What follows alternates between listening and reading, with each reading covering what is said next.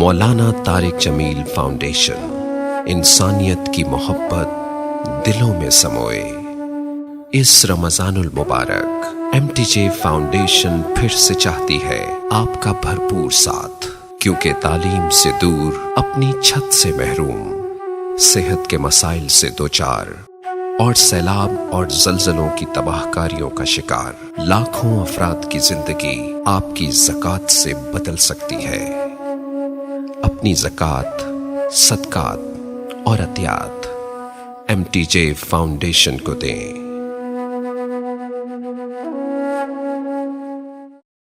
یہ اللہ کی زبان سے تورات نہیں نکلی، اللہ کی زبان سے زبور نہیں نکلی، اللہ کی زبان سے انجیل نہیں نکلی، آسمان پہ لکھوائی گئی کتابیں اور اتار دی گئیں۔ کلام وہ ہوتا ہے جو زبان سے ادا ہو۔ قرآن میرے رب کی زبان سے نکلا ہوا کلام ہے، اور کائنات کے بنانے سے 2000 سال پہلے اللہ نے پورے قرآن کی تلاوت فرمائی، پورے قرآن کی تلاوت فرمائی۔ سبحان اللہ، پتہ نہیں کیا وہ انشاءاللہ جنت میں سنیں گے، اللہ ایمان کے ساتھ لے جائے تو جنت کی سب سے بڑی نعمت وہ اللہ کا دیدار ہے اور اللہ کے زبان سے اس کے کلام کا سننا ہے۔ جب جنت کی حوریں بھی گانا سنائیں گی، ساز بجے گا، جنت کے درخت ساز بنے۔ پھر داؤد علیہ السلام سنائیں گے تو جنت کے ساز درخت ساز بن کے بجیں گے۔ ہمارے نبی سنائیں گے تو جنت کے درخت ساز بن کے بجیں گے۔ جب اللہ پردہ ہٹائے گا، اپنا دیدار کرائے گا، اپنا کلام سنائے گا، پھر درخت بھی سنیں گے، نہریں بھی سنیں گی، دریا بھی سنیں گے، پتہ بھی سنے گا، تنکا بھی سنے گا، جانور بھی سنے گا، پرندہ بھی سنے گا اور آپ بھی سنیں گے۔ ایمان والے بھی سنیں گے، ایمان والیاں بھی سنیں گی، تو اس میں ایسے گم ہوں گے کہ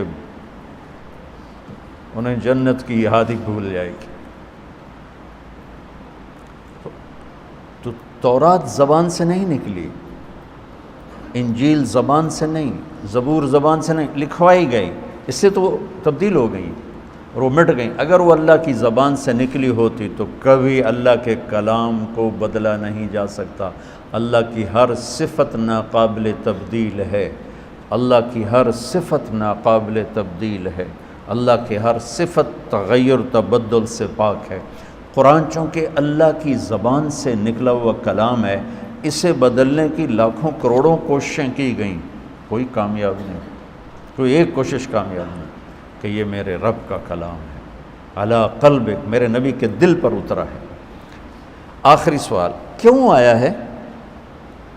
کیوں آیا ہے؟ لِتَكُونَ مِنَ الْمُنذِرِينَ۔ سبحان اللہ۔ انذار کیا ہے؟ آگے ایک زندگی آ رہی، اس زندگی کے بارے میں خبردار کرنا کہ دیکھو بھائی وہاں بہت بڑا نفع ہے، ہمیشہ کی زندگی جنت، وہاں بہت بڑا نقصان ہے، ہمیشہ کی زندگی آگ۔ تو قرآن کا مقصد ہے زندگی کا طریقہ، وہ طریقہ بتانا، خبردار کرنا۔ کس چیز سے خبردار کرنا؟ زندگی کے اس طریقے سے خبردار کرنا جس پر چل کے ہم سب دنیا میں بھی سکون سے رہیں اور جنت میں بھی کامیابی کے ساتھ پہنچ جائیں۔ جس طریقے پر چل کر دنیا کی مشقتیں اور دنیا کی مصیبتوں سے بچیں اور جہنم کی آگ سے بچ کر جنت میں جانے والے بن جائیں۔ قرآن اس لیے آیا ہے، ان ھذا القرآن یہدی للتی ہی اقوم۔ بہت سے رہبر بیٹھے ہوئے ہیں یہاں، تو قرآن، اللہ کہتا ہے کہ قرآن وہ رہبر ہے جو سیدھا راستہ دکھاتا ہے۔ قرآن کا چیلنج آج تک باقی، کتنی سائنس ٹیکنالوجی بڑھ چکی ہے، اب تو کمپیوٹر کے ذریعے سے اعلیٰ عبارت تیار کر لو، کمپیوٹر کے ذریعے سے آسمان کے تارے توڑ کے لے آؤ، اور قرآن کا چیلنج آج بھی باقی ہے، فاتوا بصورۃ من مثلہ، کہ یہ میرے رب کا کلام ہے، ایک صورت ایسی لے آؤ، انا اعطینا جیسی 3 آیات کی صورت لے آؤ۔ آج اتنے بڑے سورسز سائنس ٹیکنالوجی کے باوجود اس چیلنج کو کوئی نہیں توڑ سکتا۔ ہر چیلنج ٹوٹا ہے، ہر ریکارڈ ٹوٹا ہے، ہر ریکارڈ۔ وہ یوسف کو شوق ہے نا کرکٹ کا، بیٹے میرے کو، تو وہ سعید انور سے اس کو بڑی محبت تھی، تو اس کا ریکارڈ تھا 194 ون ڈے میں، تو وہ آیا میرے پاس گھبرایا وہ اس کا ریکارڈ برابر کر دیا فلاں نے. میں کہا پتر میں تو نہیں پتا ریکارڈ ہوندا ہی کی وہ گھبرایا اس کا ریکارڈ برابر کر دیا. 4 دن بعد پتہ لگا کسی نے توڑ دیا. میں نے کہا بیٹا ریکارڈ ٹوٹنے کے لیے ہوتے ہیں, چیلنج ٹوٹنے کے لیے ہوتے ہیں.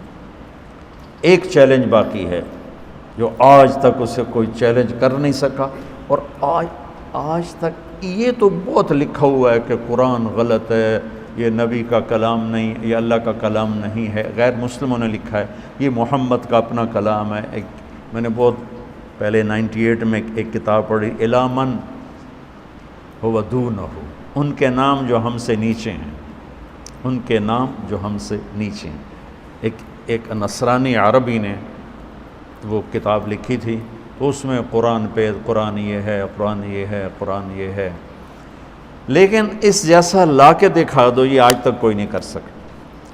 اگر یہ محمد صلی اللہ علیہ وسلم کا کلام ہے تو وہ ایک بشر تھے, ایک انسان تھے.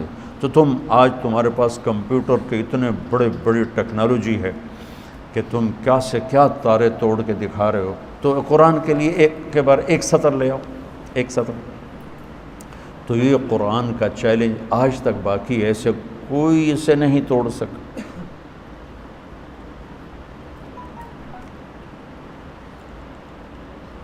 قرآن کی عظمت, اللہ کی عظمت کے بعد قرآن کیا کہتا ہے تو وہ سمجھ میں. شکر ہے درس قرآن کا رواج پڑا ہوا ہے, اور اللہ کے بندے بندیاں سنا رہے ہیں, اور اللہ کے بندے بندیاں سن رہے ہیں. بہت اچھی بات. کسی بھی نیکی کو چھوٹا نہیں سمجھنا چاہیے, اور کسی کی بھی مخلصانہ محنت کو حقیر نہیں سمجھنا چاہیے, اور کسی پر ایسے حقارت والی تنقید نہیں کرنی چاہیے. پتہ نہیں کس کو کہاں سے کیا ہدایت مل جائے. تو میرے اللہ کا نظام ہے, میرے اللہ کی بات. تو ایک سلسلہ چل رہا ہے, لوگ آ رہے ہیں, فائدہ بھی اٹھا رہے ہیں. پورا فائدہ کب ہوگا؟ جب اللہ کی ہیبت طاری ہوگی اور کلام کی ہیبت طاری ہوگی, پھر ایک دم دل دماغ جھکتے چلے جائیں گے. الف لام میم ذالک الکتاب لا ریب فیہ.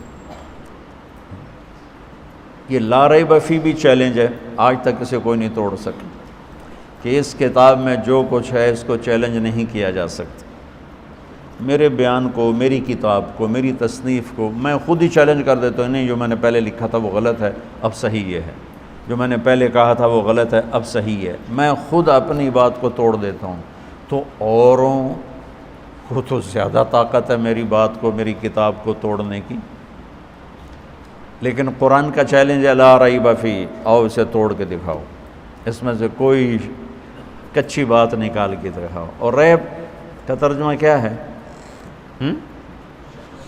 یہ نہیں, ہمارے پاس لفظ کوئی نہیں, اس لیے ہم شک اس کا ترجمہ کرتے ہیں.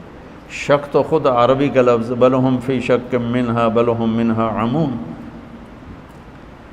دماغی تردد, خلجان, بے چینی کے لیے 3 لفظ ہیں عربی میں, 3: شک, مریا, ریب. یہ 3 لفظ ہیں. دماغ میں کوئی چیز اٹک گئی ہے, واضح نہیں ہو رہی, اس کے 3 درجے ہیں. ان 3 درجوں کے لیے 3 لفظ ہیں. شک جب انتہائی شدید کیفیت ہو, کچھ پتہ نہ چل رہا, اس کیفیت کو عربی میں شک کہتے ہیں. مدرسہ حسنین جانا ہے, وہاں چوک پہ کھڑے ہوئے ہیں, کوئی پتہ نہیں, ادھر جانا ہے, ادھر جانا ہے, ادھر جانا ہے. اس کیفیت کو شک کہتے ہیں. اس سے نچلا درجہ ہے مریا. مریا کیا ہے کہ لگتا ہے یہ راستہ ہے, لیکن یار ابھی کوئی پکا پتہ کوئی نہیں ہے. وہ کسی سے پوچھتا ہے یا خود دماغ میں ایک کیفیت پیدا ہوتی ہے, میرے خیال میں یہ جو راستہ جا رہا ہے نا, یہ میرے خیال میں حسنین مدرسے کو جا رہا ہے, لیکن ہو سکتا ہے یہ بھی ہو. تو دماغ کی پہلے کیفیت یہ تھی, یعنی کوئی جہت, کوئی طرف وزنی نہیں تھی, بلکہ ایسے پتہ نہیں یہ ہے کہ پتہ نہیں یہ ہے, پتہ نہیں یہ ہے کہ یہ ہے, اس کو شک. اب یہ ہو گیا, کہ یار یہ ہے راستہ، چلو پتہ کرتے ہیں۔ اس کیفیت کو کہتے ہیں مریا۔ کیا کہتے ہیں بولو؟ فلا تکن فی مریۃ من لقاء ربی، مریا قرآن نے استعمال کیا۔ تیسرا ہے لا ریب، ریب کیا ہے کہ وہاں جہاں سے ہم ادھر مڑتے ہیں وہاں آ کر وہ گاڑی کو بریک لگاتا ہے، یار حسنین کدھر ہے؟ ابھی یہ جملہ پورا نہیں کیا حسنین کدھر ہے کہ سامنے بورڈ نظر آ جاتا ہے، اوہ اوہ یہ میری کیفیت دیکھی، اوہ اوہ یہ ریب ہے وہ، اور وہ ریب گیا۔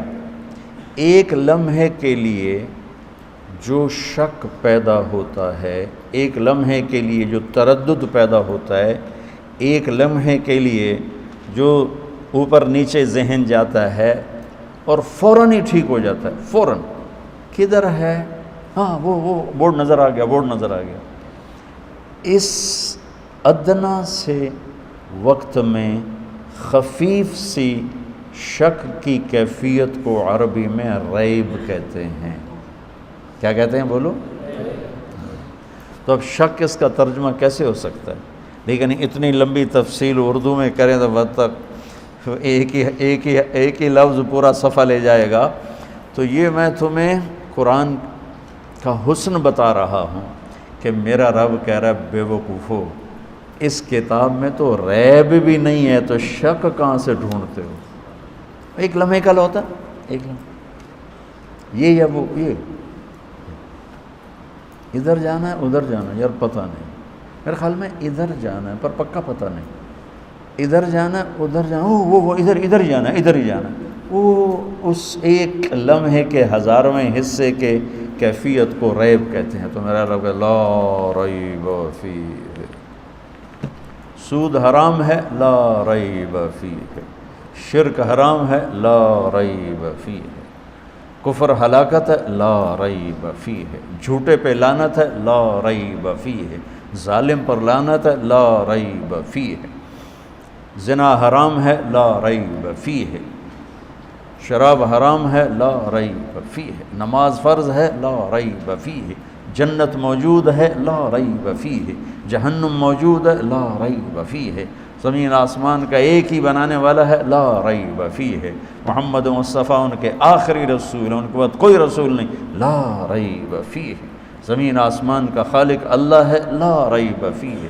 مالک اللہ ہے لا ریب فیہ، رزق اللہ دیتا ہے لا ریب فیہ، موت اللہ لاتا ہے لا ریب فیہ، زندگی اللہ لاتا ہے لا ریب فیہ۔ اب اس کو پھیلاتے جاؤ، پورے قرآن پہ پھیلا دو، ایک لفظ کا یقین سیکھ لو، سارا قرآن سمجھ میں آئے گا۔ اب تم شکوک و شبہات سے بھرے ہوئے قرآن تمہیں ہدایت کیسے دے؟ تم سے مراد میں اور آپ، ہم ساری امت کا یہ حال، لا ریب فیہ، کیا خوبصورت، لا ریب فیہ، خیانت پہ لعنت لا ریب فیہ، سچائی کو شاباش لا ریب فیہ، انبیاء برحق ہیں لا ریب فیہ، روزہ فرض ہے لا ریب فیہ، زکوٰۃ فرض ہے لا ریب فیہ۔